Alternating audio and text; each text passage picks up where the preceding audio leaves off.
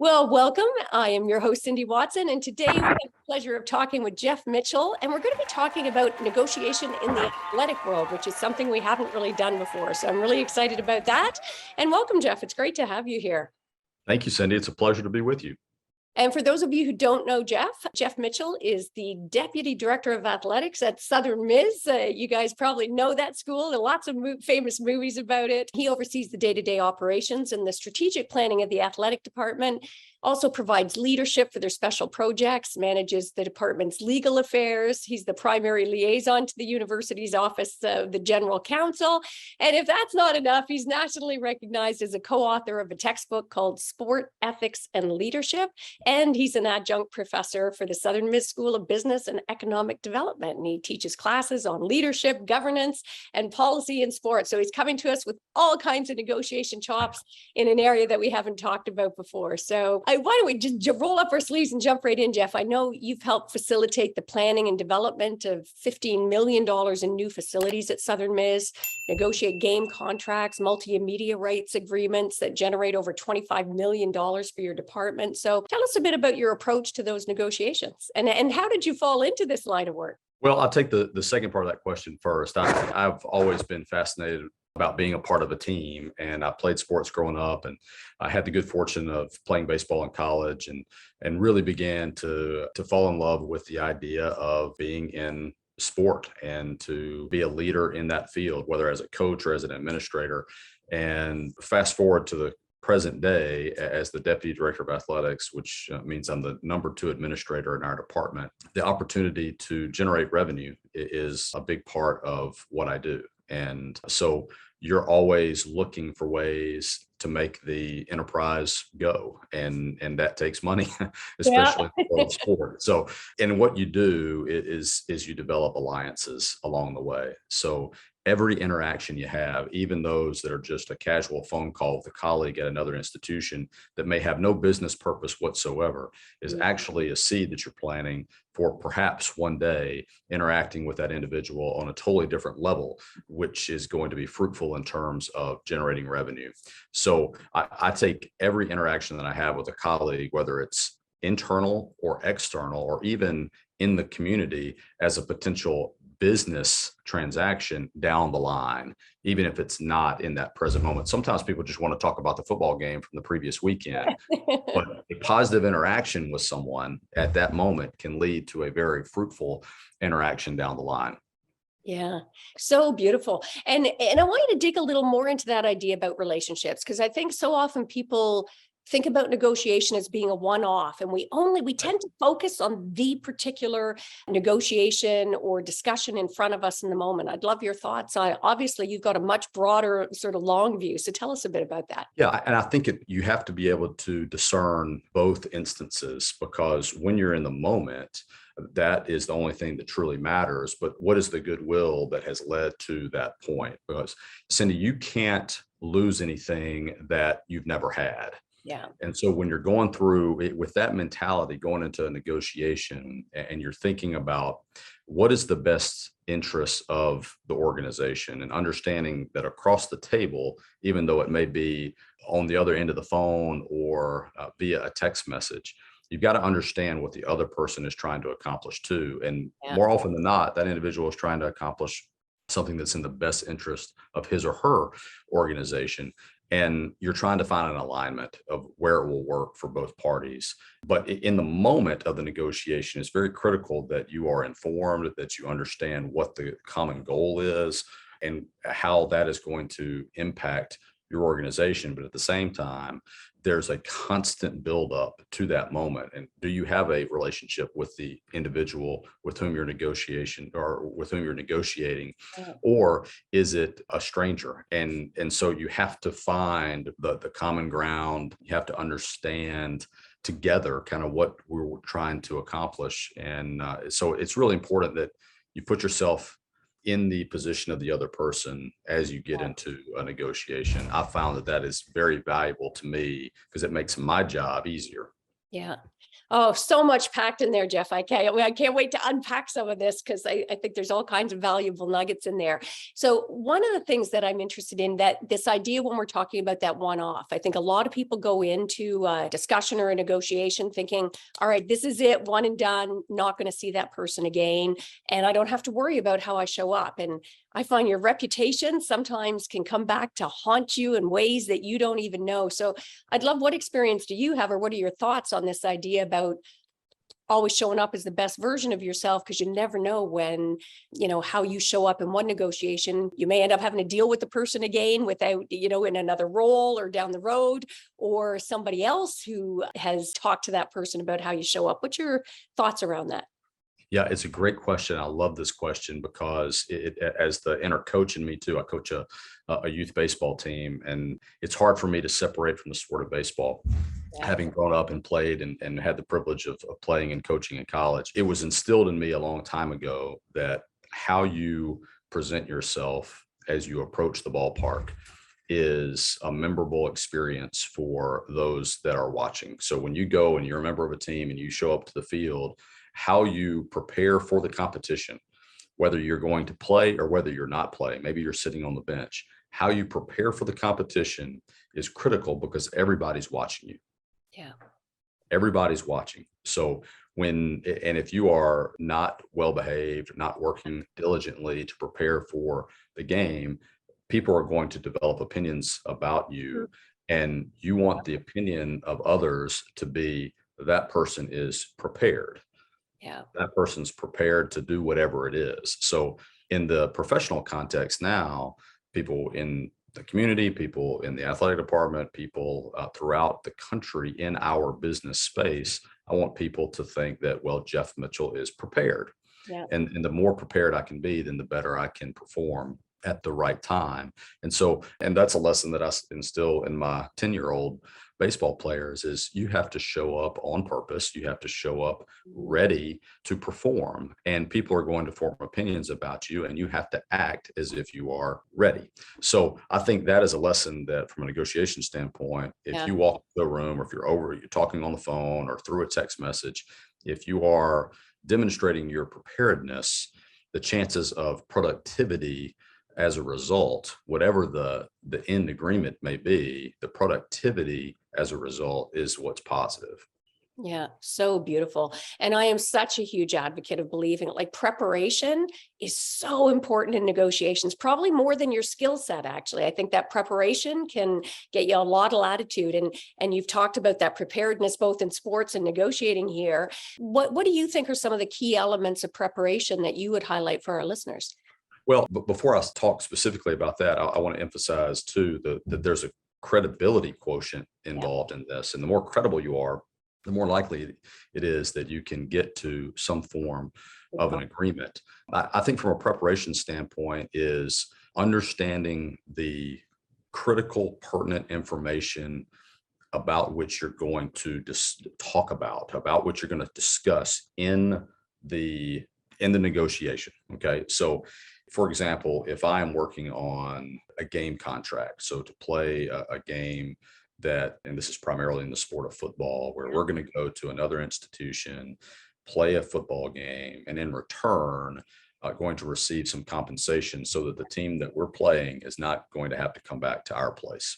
Yeah. We may play one of those games per year, and they can be very lucrative to the tune of $1.5 million to maybe 2 million. I have to know what the market is before I tell the other party what our number is, that we will accept the opportunity to go and play for a specific number. But if I don't understand the market, then I can really lose some credibility in the process, because the other side will say, well, Jeff really doesn't know what he's doing. And that could end poorly for me. Either a deal doesn't get done or we get a deal that is well below market value. It's very specific in terms of the information that we must know going into whatever negotiation that is. And the same thing applies to a coach's contract. You know, there's the coach will have an agent with whom we're negotiating. And if either party is ill-informed, it could be the result could be less than positive. Yeah. Oh, and I've seen those. In addition to those sort of external preparations, for want of a better term, like know the factors, know the market, know the players, all of those things. I often say the first and most important negotiation is that negotiation with ourselves, negotiating our mindset. And Right. as an athletic coach as well, I'd be interested in your perspective on, I know mindset's a big thing in the sports world as well as in negotiation. So Yeah. what role do you think that plays? And how do you personally, or how do you suggest that our listeners maybe negotiate their mindset before going into a big negotiation? Yeah, I think it's everything. And I think the mindset has to be one that is more collaborative than it is competitive, which is Love a that. little bit interesting given the fact that I work in a very competitive, Yes. uh, but it is that notion has to be, understanding that the competition occurs on the playing fields and it is being participated in by our wonderfully talented student athletes. And they're being led by wonderfully talented men and women who are their coaches. But that's where the competition is. Outside of that, we have to be collaborative in our space in order to provide what's in the best interest of those student athletes and those coaches that are performing in their respective sports. Yeah. So I think there has to be a different shift in thinking, and it can't be, I'm going to win this negotiation. Again, you can't, if you go into it like that, you're going to miss out on amazing opportunities Mm, that might otherwise develop if you just had a better attitude of collaboration so that everyone, quote unquote, wins if there's just that air of camaraderie as opposed to the idea of we've got to win. yeah. Yeah.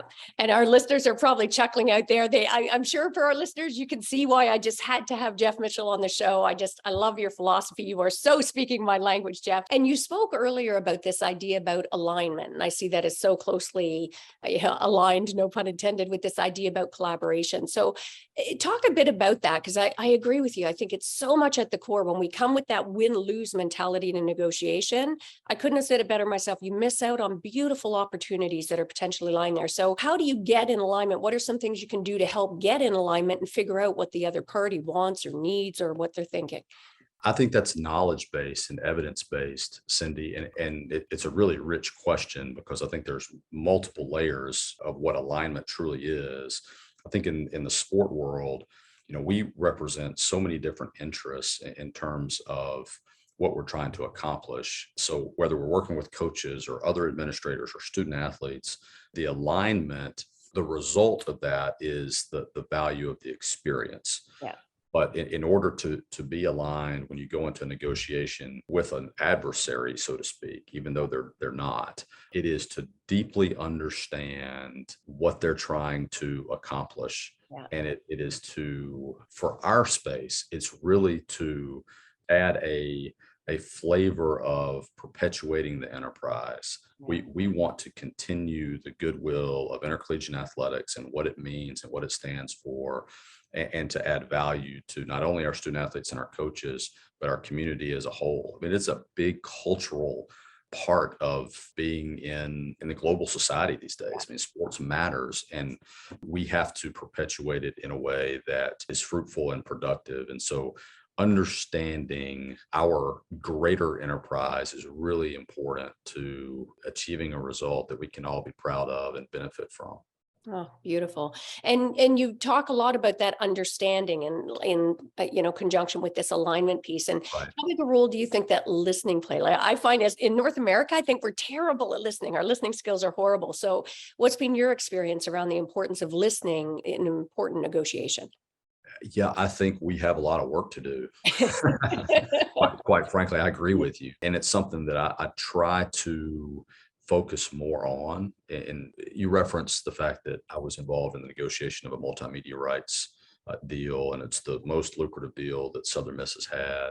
And I can remember as we were going back and forth, and this takes all kinds of communication. It's via email, which can be dangerous, and phone calls, which can be even more dangerous, sometimes text messages. And the more people are involved, they hear different things. And the idea that I do think we do a terrible job of listening. I think we have to get better at it, and something that I have to work on. And I can recall as a part of our multimedia rights negotiation that the other party with whom we were dealing would try to influence the conversation by talking in the middle of our presentation. Mhm. And it was bothersome to us. And we had to be careful about how we behaved, though, because we were close. Ah, Certainly at the end, we were close to getting a deal. It was going to be really good for both parties. But there was this listening quotient that was deficient, at least on their end. And so we had to figure out a way to get our message across in another way so that they would listen. And at the same time, we were trying to be very intentional about listening to what yeah. they had to say. So it's not perfect by any stretch of the imagination of about listening, and it is something that we have to continue to work on. But it's critical, right? The better it can be done, Cindy, Yeah. the easier it is, I Yeah. think, to get to the end much more quickly and efficiently. Yeah. And do you mind if I asked, do you recall what did you do to like how did you handle that situation when they just weren't listening and you guys were really trying to? What advice do you have when you're in that situation?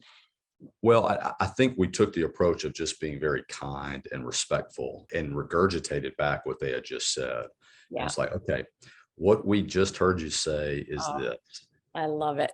But we were in the middle of talking about a very specific point that we want you to listen to very clearly, right? And that captures their attention. What it did was it instilled in them the confidence that we were paying attention to what they were saying. And then we were able to reframe the moment so that we could get across our really critical point. And it shifted them. It kind of knocked them out of their state of dominance, Yeah. so to speak, and allowed us to have our moment Yeah. where we were speaking to them, and they were captive in the moment for us to articulate our point. And again, that was just being in the moment and understanding things and not being rattled by what was being said. Yeah. Oh, that and so skillful there, Jeff. And I just want to really put a pin in that for our listeners. There's so many little levels there to what Jeff was saying. And I want to make sure for all of our listeners out there so that you can model this in your negotiations. One, don't get rattled, right? Stay grounded. That's the one lesson that Jeff's telling us. And two, it's so easy for us to get reactive when somebody's not listening and they're not listening. And we're feeling like, gosh, we were in the middle of something. You keep interrupting. But when you can stay grounded, not get reactive, and still show up with grace and be able to reflect back what the other person is saying in a way that has them feel fully seen and heard, it can often really trigger that reciprocity and open that space to get those best deals. So skillful, Jeff. And thank you for sharing that. I love that. Now you had used this gave an analogy before, if I could call it an analogy, I guess, about sports or lessons, maybe is a better word, like that, in baseball, some lessons you learned about when you show up on the field and how that translates to negotiation. I've come to realize over the years how many lessons we can learn from sort of sports and apply it in our life generally and negotiations in particular. Any other lessons that you've learned from sort of in the athletic world or in sports that you think translate well in terms of how we can show up to get better negotiated outcomes? Yeah, wow. I may have to write a book. Cindy, by the way, congratulations on your book and the Oh, wide thank you. success of your book. That it is fascinating. And I know that you're enjoying that moment. I think from the standpoint of sport really is, the greatest laboratory for experiential learning when it comes to life. And I think there's so many lessons to be or from which to take advantage. I think that one of the biggest ones is just the value of being a great teammate Mm, and how that translates into being a great partner in a relationship, in a marriage, how to be a better parent of children, particularly teenage children, one of which is in that category in my household, yeah. one of my two, and then to be a better mentor to our student athletes, to be a better, and to use the phrase again, a better teammate for our coaches. I sat down with a member of our coaching staff earlier today, and he just wanted to have somebody listen to him. He's going through a tough season, literally, in his sport, and he just needed somebody to listen to. And so I think when you participate in sport, you begin to truly understand different perspectives because you're working with a team of many individuals coming from different backgrounds. And particularly in the college space, you may be dealing with international students that are coming from different cultures. And it's really important that you allow yourself to be open to new ideas and new experiences. That's one of the most valuable takeaways for me of being on teams in the past, is just understanding how to interact with, live with, play with a diverse set of people, and how that has shaped my worldview and how it helps me in those categories that I've listed: be a better husband, be a better dad, be a better coach, be a better administrator, and ultimately just be a great teammate for those that are around me. Yeah. Well, and as usual, Jeff, such a beautifully layered answer, so much there. And I love the idea. I can't wait to see your book out there, negotiate lessons learned from the sports world. I can see it on Right. the shelf already. I think it's fantastic. But even that idea, I love the fact that you recognize when you're talking about whether it's your teenage kids or your intimate partner or your coaching staff or the students that you deal, this recognition that all of life is a negotiation. I think it changes how we show up, and it's so important. And I want to just really amplify the points you made about that teamwork, because not only is it partnering with the people who are close to us in our life, but I would even suggest, and it sounds like you take this philosophy as well, when you're coming into a negotiation with somebody, we always talk about people on the other side. But I think when you can approach it as a partnership, how can we find a deal that's better for all of us or both of us or whatever? You're going to get those better outcomes. So I love that point. Has that been your experience? It has been. And again, I take the attitude that it's not so much competitive as it is collaborative.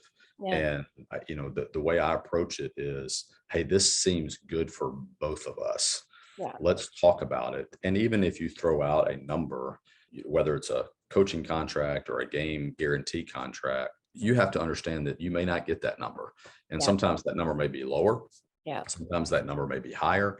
But if you treat it as a competition, then you're almost always going to at least be disappointed. Yeah. But if you teach it, or if you approach it as a collaboration, then at the end of the day, when that handshake is executed or the actual agreement is signed, then you feel really good about it. Yeah. And it's mutually beneficial. Yeah. Oh, so great. Now, I'm sure in the sports world that you have to manage some big egos from time to time, or strong personalities at the very least, to find those creative solutions amongst these diverse personality types. So what tips do you have about how to manage ego in negotiation? Yeah. So this is such an interesting question, because the answer may really surprise you or it may not. But the answer from my perspective is, you really do in those moments have to listen really well. Yeah. Sometimes these big egos need to be heard. They feel like they need to be heard anyway. And sometimes the best approach is to listen to them, Yeah. reframe it, right? But then inject in what you've heard your point of view as well. And then get them to sometimes think it's their idea. Yeah. Yeah. Absolutely. And so, I mean, it is maybe in the athletics front, we deal with it a little bit more frequently. So it becomes maybe a little bit more standard of a tactic, but I've found it to be really successful. Yeah. Oh, I couldn't agree more. I think the natural reaction when people are dealing with a big ego is to try and squish it down. And I'm with you. I think the opposite, give them a little room to breathe, right? Give it some air, let them be heard. Yeah, because it also builds trust, Yes. right? If you let them, sometimes they want to be heard. They're testing you, right? That they may just be coming from a different place in terms of collaboration, and you're trying to build trust. And so one of the ways to do that is just to let them talk. Yeah. Yeah. And especially because then the more as they keep talking, they're giving you ammunition. And then, as you say, you're able to skillfully make them see it as their idea. And then you really get that deep buy-in. I think that's beautiful. Now, I'd love your perspective on how you define success, especially because you've got this interesting dichotomy, because as you say, in the sports world, there is that really competitive kind of adversarial model, and your approach to negotiation is very much about consensus building. So I'd love your perspectives on how you define success in negotiation. Yeah, I think the answer is this. Are we reaching deals that are advancing the mission of the organization? Nice. I think it's that simple. If the answer to that is yes, then that is success. Yeah. If the answer to that is no, then we have to pivot. Nice. Yeah. And I love that clarity of outcome. I think so many people go into negotiations without real clarity. And that's when you get down that slippery slope and things just go sideways so often. But when you can keep that clarity, whether you're dealing with a big personality or a big ego, or come up with a different trigger for yourself, even when you're able to just keep that true north in terms of here's the outcome we're looking for here, I think that helps you stay on track to get those great results. And what role do you think creativity plays? What's been your experience around that negotiation? Well, I think at least in our space, it is essential, quite frankly. As a matter of fact, this is a current negotiation that I'm involved in. We are not quite aligned on a number. And so I have been brainstorming ways that I can twist kind of what we've normally done in terms of a compensation model for a game guarantee and come up with some creative solutions that allow the other party to have the opportunity to benefit financially from just a creative ticket sales opportunity. And it's something that hasn't been done before, at least in our space, in our department. But I've talked about it with a couple of people within our department. They think it's a good idea, and we're going to try it. And I think that if you don't allow yourself to be creative, you can get stuck. Yeah. And a very promising opportunity, a promising deal can be shut down prematurely. But if you allow yourself to think differently, then everybody can prevail and be successful and have a positive outcome. Oh, and kudos for you for thinking outside the box. And I find that applies whether in those personal relationships, when you get stuck, whether dealing with that teenage kid, as you say, or your intimate partner, real estate deals. My gosh, so many times I've seen deals ready to go south, and then somebody gets creative, thinks outside the box, and comes up with a solution that's better than either of the options would have been had people won. So beautiful. Now, I got a potentially dangerous question here, always a touchy issue for Betty. So I'd love, what role, if any, do you think, or do you find that gender plays a role in negotiations? Wow, what a great question. I think that it matters to the extent that each individual, or that individuals generally allow themselves to understand perspective. Yeah. And I don't know, I think that's learned. I think that's, it has to be experiential. Yeah. So I think that I've benefited over the years of gaining valuable perspective by dating and living with my spouse. And she is a master negotiator, in my opinion, and is super successful in the high tech space. And I learn from her all the time, especially when we are dealing in negotiating, whether it's buying a car or buying a house. And I allow myself to try to understand her perspective on things. And I think it's made me better, not only as a human, but as a negotiator too. Yeah, that was a beautiful answer. You should be a politician. That was very, that was very, very smooth. I love that. And I love this idea too about, since we're talking about like there's gender, differences in some ways. And also I think there's these traits that we typically consider to be either feminine or masculine. And we all have both masculine and feminine energies, and just raising our awareness about it and using them with intention, I think is so important, right? Beautiful. That's right. Yeah. And what role do you think emotion plays in negotiations? I know there are very conflicting views around that, I think, in the negotiating world. Right. And I think in athletics in particular, especially in competition, it can get very emotional. So I'd like to say that we need to allow ourselves to either show emotion, maybe not necessarily be emotional, but to show emotion as humans.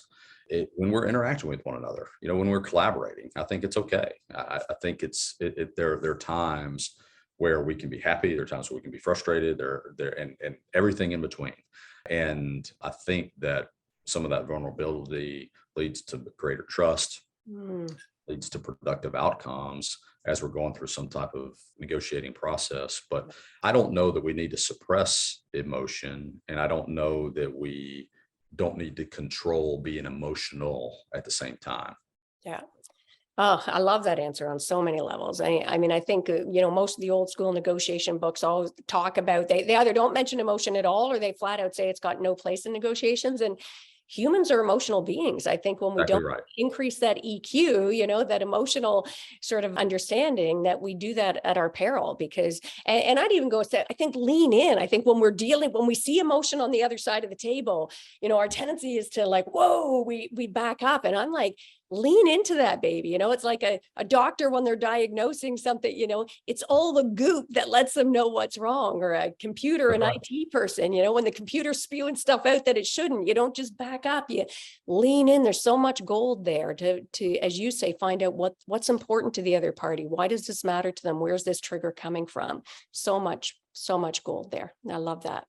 Now, what do you see as the key reasons that negotiations fail, whether in the sports world or beyond?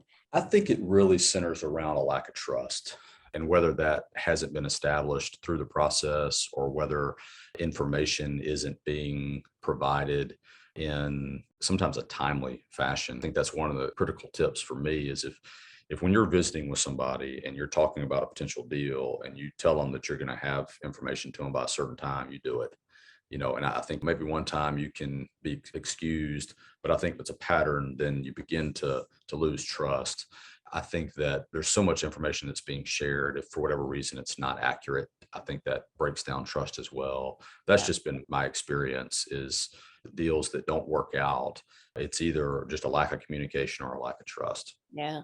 Well, that goes back, ironically, full circle at the beginning when you were talking about that relationship, right? And that reputation piece, building it, because trust can be hard to build, but boy, can it be easy to lose. So just really being on guard for that, because I agree with you. I think it's such an important cornerstone of negotiations. And you've been talking, obviously, through your answers are always so thoughtful about, some of the things that make for great negotiation. What do you see as sort of the key skills or the key hallmarks that make for those great negotiators? Yeah, I think the first thing, Cindy, is being genuine Yeah. and showing up in a genuine space, being who you are. You talk about the reputation part, but sometimes you're interacting with individuals that you're meeting for the first time or that you're Yeah. interacting with for the first time.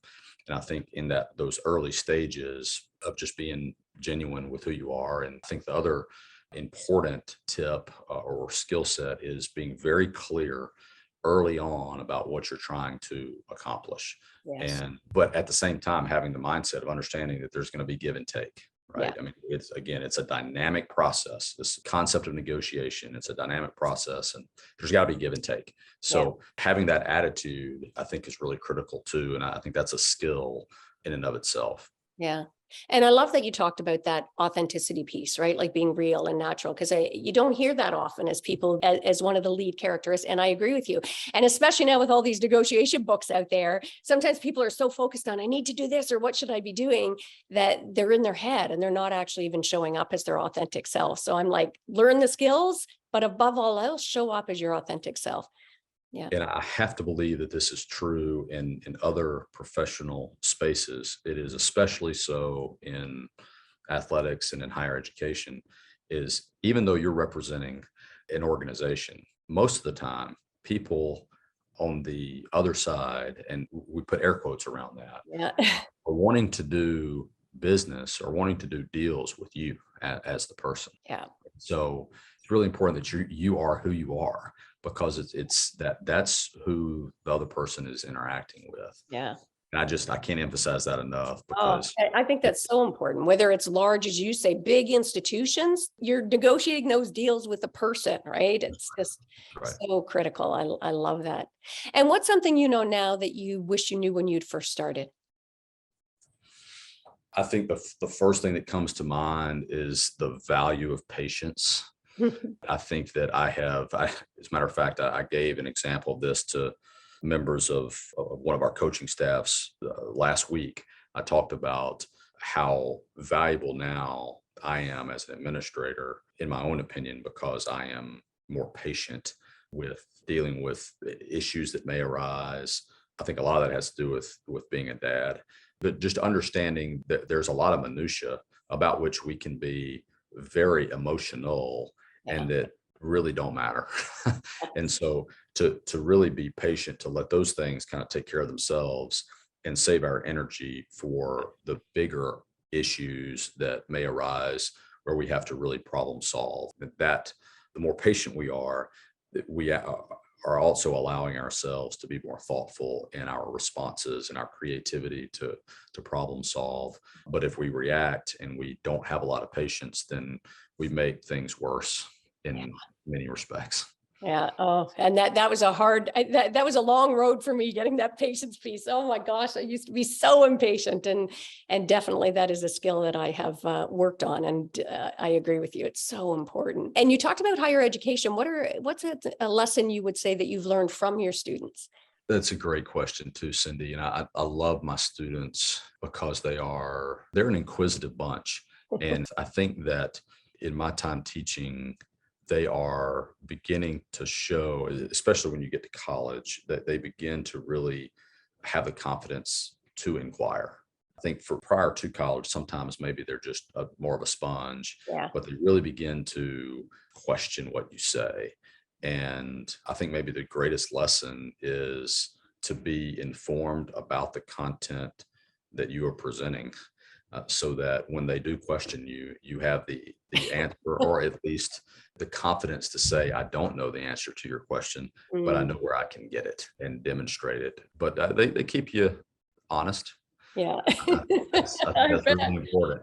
I bet. And again, I love there's a couple of layers to that. One is that curiosity piece, which is one of my favorite words in negotiation, right? Showing up with curiosity is great, but also you just sort of lightly danced on something that I also think is just a real nugget there. And that's that humbleness. I think we so often think that, oh, we're going to undercut our credibility if we admit we don't know something. And in fact, the opposite is true. You build what you've talked about, trust. You build trust when you said, you know what, that's a great question. I don't know the answer, but you've got my word that I'll look into and I'll get back to you on that. It's a way better trust builder to be able to show up with that humbleness and let your ego release that ego. I think that's so valuable. Really beautiful. That's right. Yeah. So I can, as usual, just so many incredible nuggets here, Jeff. And I like to always end by asking, what's one of the greatest mindset shifts you've had in your life? And it doesn't have to be related professionally. It can be personal, professional, something that shifted the way you show up or think. I think, Cindy, that I have resolved to be more healthy in every facet of my life, whether it's physically, mentally, socially. And I think the more healthy that I am, the better I am available for others to help them and to better serve them, to coach them. And so I think that's been a lesson that I probably learned just over the last few years. And, it's never too late to start. But I have a lot of thoughts about taking care of yourself and how that better impacts the people around you that you care about, and to help make them better too. Oh, I love that answer. I don't think I've had that all the time. I ask this question at every interview, and it is so often overlooked and so important, both our mental health, our, as you say, that sort of social, look at all the different categories of your life and put on your oxygen mask first, right? Like be attentive to that. I think that's beautiful. Well, Jeff, I can't thank you enough for being here and sharing these insights. I mean, I think these are so applicable, not just in what you do. You've given us an interesting glimpse behind the curtain in the sports world, but also the skills you talk about, our listeners can apply across the board. So thank you so much for joining us here today. You're welcome. A pleasure. And why don't you tell our listeners out there, where can they learn more about you? I know you're at LinkedIn, I think, at Jeff R. Mitchell, and Twitter at Jeff Mitchell USM. Where would you like them to find you? Those two are great. Instagram is the same, at Jeff Mitchell USM. And you can always go to southernmissports.com and look on the staff directory, and you'll see my face, and click on the link and you can read more about me. Well, beautiful. And for any of you out there, if you're looking, if we got somewhere you want your money to go, that's right. Mind at USM. So before we sign off today, also, I just wanted to share some ways that we can work together if you're looking to up-level your negotiation skills. I've got everything from online to group to my signature one-on-one mastermind or VIP experiences. If you are looking to better leverage your innate power to get more of what you want and deserve in life. So if that sounds interesting, check out our website at artoffemininenegotiation.com. That sounds interesting. And also make sure, Jeff alluded to it, but make sure to grab my Art of Feminine Negotiation book as well. It is hot off the presses. And that is a wrap for this episode. So until next time, go forth and negotiate your best life on your terms so you can stop missing out and start getting more of what you want and deserve from the boardroom to the bedroom. Until next time, take care.